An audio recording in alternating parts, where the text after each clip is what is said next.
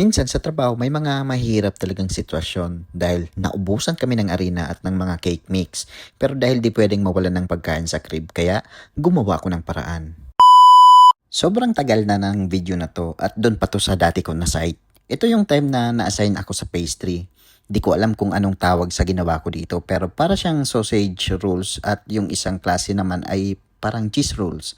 Ang ginawa ko lang dito ay minix ko lang yung giniling na baka or ground beef, diced bacon, parmesan cheese, parsley, spring onion, Italian herbs at yung ginawa ko na special seasoning na yun ang magbibigay ng kakaibang sarap. Tapos hinalo ko lang ng ilang minuto gamit ang mixer. Pagkatapos ng ilang minuto ay linagay ko muna ito sa mixing bowl at sinet aside ko muna siya. Pagkatapos ko ma-set aside yung hinalo ko na karne ay inihanda ko na yung paglalaruan ko ng working bench.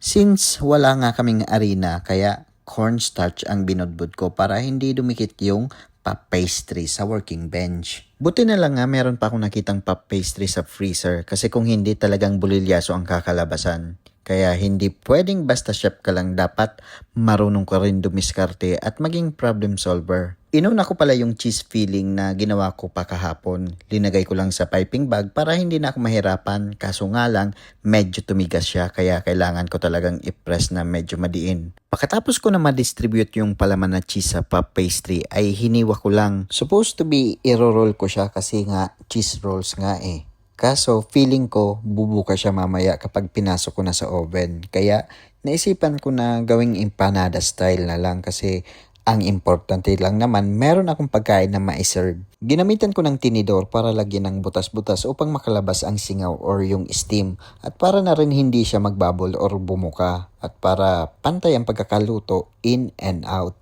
Tinidor din yung ginamit ko sa pag-lock kasi para sa akin mas magandang tignan. Parang unan lang ba? Kunti lang yung nagawa ko na palaman na cheese kaya agad ko nang kinuha yung minix ko na karne at ginawa ko lang yung same process.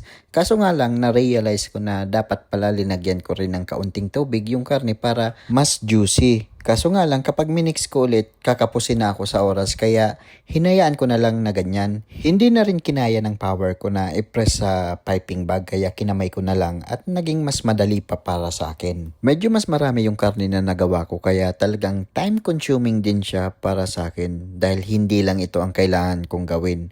Sariling recipe ko lang ito kaya di ko talaga alam kung anong dapat kong itawag dito, kung sausage rolls or beef rolls or beef semi-empanada. Basta, yun na yun. Ang importante, meron akong ma-serve at sana magustuhan nila itong recipe ko. Pagkatapos kong ma-secure ang lahat at bago ko isalang sa oven, ang ginawa ko ay linagyan ko muna ng egg wash. Ang purpose dito ay para magkaroon ng magandang kulay, kumbaga golden brown.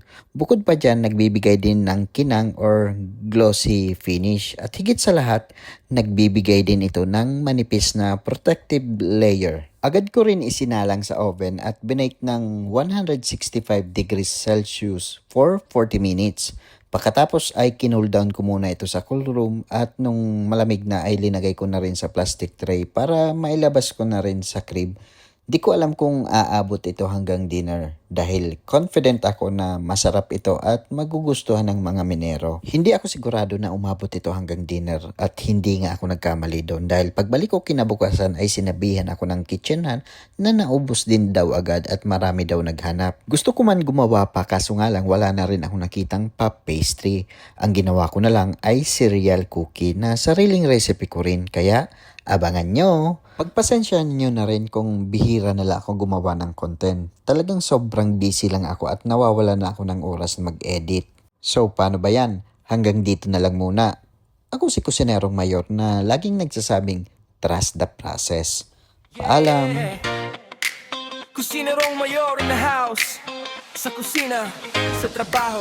Let's go!